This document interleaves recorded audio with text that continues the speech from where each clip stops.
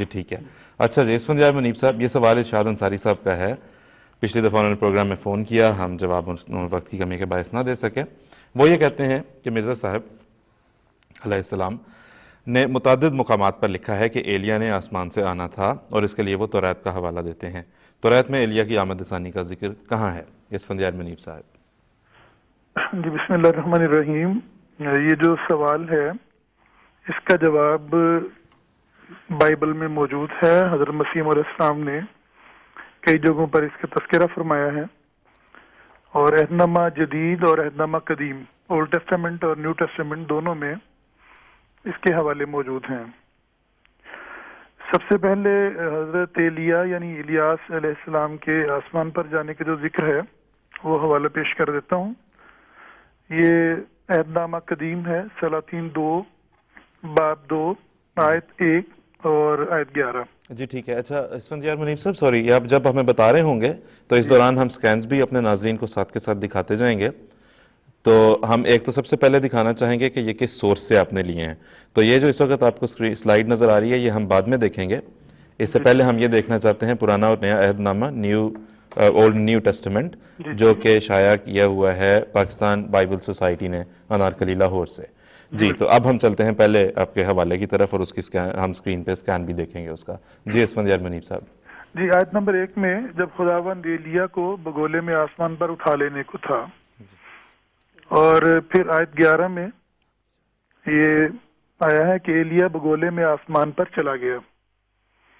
تو یہ ذکر ہے ان کے آسمان پر جانے کا، جس کو یہودی اقوام مانتی تھی، یعنی ان کے فرقے اور لوگ اس پہ ایمان رکھتے تھے کہ وہ آسمان پر چلے گئے ہیں.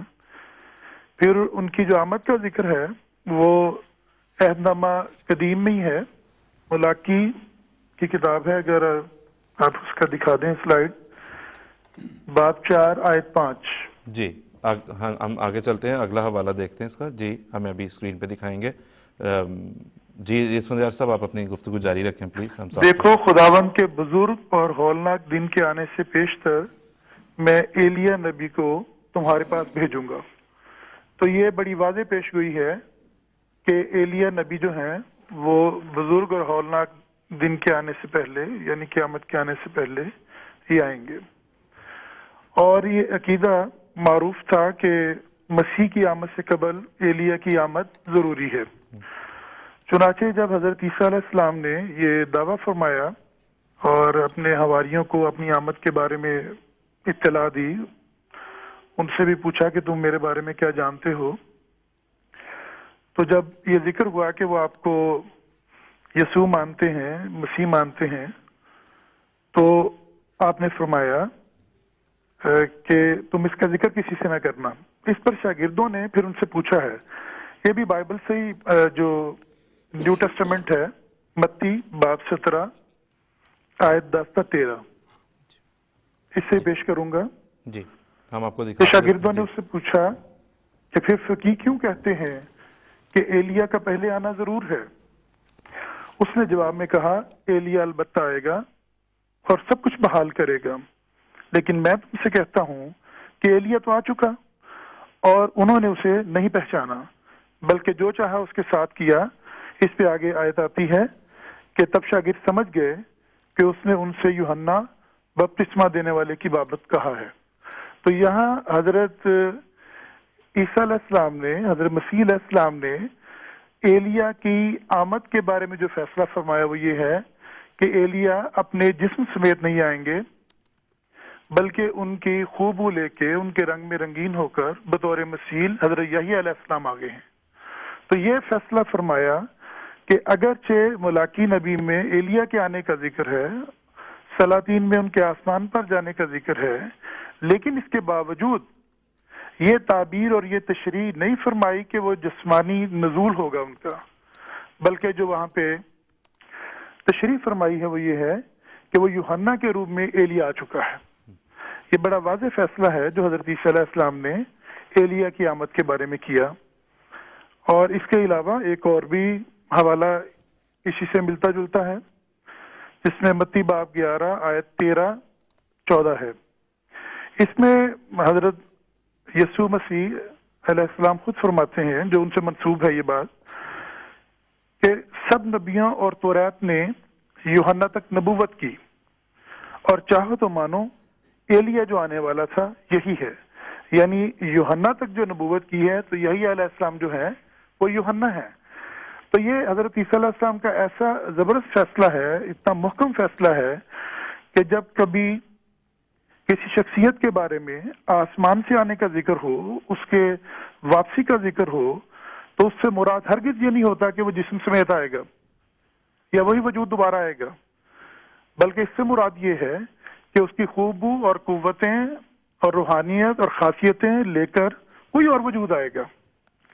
तो जब ये लोगों ने सवाल किया कि फिर आपकी आमद से पहले क्यों नहीं एलिया आया, तो जो फैसला फरमाया वो यही फरमाया कि यूहन्ना एलिया है।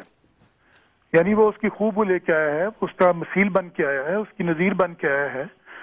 तो ये जो हजरत ईसा अलैहिस्सलाम ने फैसला फरमाया है वो आज भी बहुत काबिल गौर है सब दोस्तों के लिए जो हमारे दूसरे भाई हैं, जो हजरत मसीह अलैहिस्सलाम का इनकार करने वाले हैं, उनके लिए बहुत काबिल गौर है कि वो भी एक ऐसे ही मुगलते में इस वक्त पड़े हुए हैं। वो हजरत ईसा अलैहिस्सलाम के आसमान पर जिस्मानी रफा के कायल हैं और उनके आसमान से जिस्मानी नज़ूल के कायल हैं। हालांकि ना कुरान करीम उनके जिस्मानी रफा का जिक्र करता है कि वो आसमान पर चले गए हैं, और ना कुरान और हदीस से और जो सही हदीस है उनके जिस्मानी नज़ूल का पता चलता है। तो इसके बावजूद हमारे भाई इंतजार कर रहे हैं कि वो जिस्मानी तौर पे तशरीफ लाएंगे, जबकि खुद ईसा अलैहिस्सलाम फैसला फरमा चुके हैं कि जिस्मानी नज़ूल नहीं होगा, बल्कि जो भी नज़ूल होगा वो बतौर मसील होगा। तो ये कैसे हो सकता है कि वो जब अपनी आमद पर ये फैसला कर चुके हैं और यहूदी उलमा और दूसरे लोगों को ये जवाब दे चुके हैं कि जिस्मानी नज़ूल नहीं होगा बल्कि ये रूहानी नज़ूल है, तो फिर खुद किस तरह वो जिस्मानी नज़ूल करके आ सकते हैं? तो इसलिए उनका ही फैसला जो है वो सामने रखना चाहिए। इसलिए हजरत मसीह मौला ने बार बार किताबों में जिक्र फरमाया है कि पहले एक दफा एक कौम गलती करके उनका इनकार कर चुकी है, यानी यहूदी कौम, और हजरत ईसा अलैहिस्सलाम के फैसले के इनकार की वजह से अभी तक वो इंतजार में है।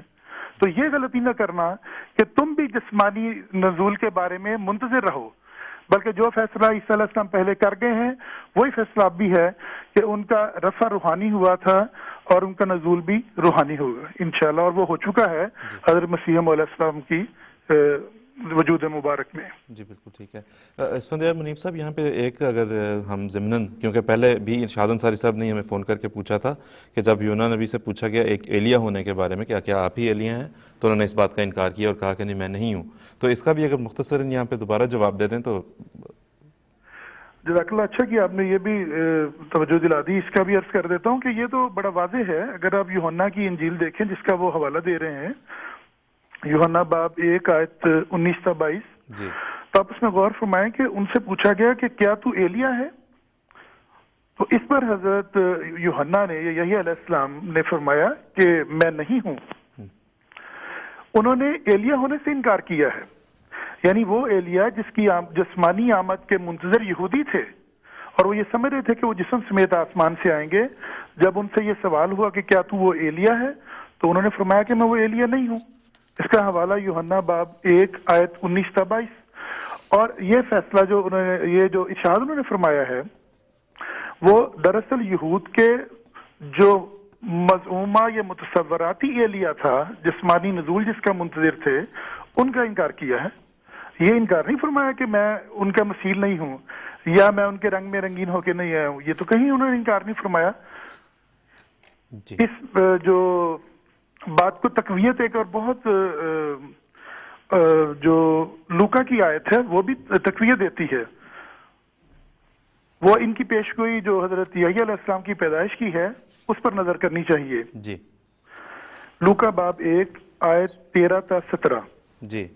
इसमें हजरत जकरिया को जबरील अलैहिस्सलाम से मंसूब है कि वो बशारत देते हैं कि खौफ ना कर, क्योंकि तेरी दुआ सुन ली गई और तेरे लिए तेरी बीवी इल्यशबा से जी के बेटा होगा, तू उसका नाम यूहन्ना रखना। आगे आयत 16-17 आप गौर फरमाइए, वहां लिखा है, बहुत से बनी इसराइल को खुदावंद की तरफ जो उनका खुदा है फेरेगा, यानी यही अलैहिस्सलाम का ये काम बताया, اور وہ ایلیا کی روح اور قوت میں اس کے آگے آگے چلے گا. تو یہ جو روح اور قوت میں ایلیا کی روح اور قوت میں اس کے آگے آگے چلے گا سے سارا معاملہ کھل گیا ہے. ساری بات واضح ہو گئی ہے کہ وہ ان کی روحانی قوتیں لے کے ان کی قوت قدسیہ کی طرح کی صلاحیتیں جو جس طرح ان کی قوت قدسیہ ایلیا علیہ السلام یا الیاس علیہ السلام کی ہیں جی. وہ لے کے آئے گا اور وہ قوم کی رہنمائی کرے گا. تو یہ ان کی پیدائش کی پیشگوئی بھی ہے جس نے اس معاملے کو صاف کر دیا ہے, واضح کر دیا ہے کہ یہاں آمد جس وجود کی ہے وہ بطور مثیل آئے گا اور قطعاً کسی صورت میں بھی جسمانی نزول نہیں کرے گا. جی ٹھیک ہے, بہت بہت شکریہ اسفندیار منیب صاحب, جزاک اللہ. یہ تھا ارشاد انصاری صاحب آپ کے سوال کا مفصل مگر جامع اور مختصر جواب.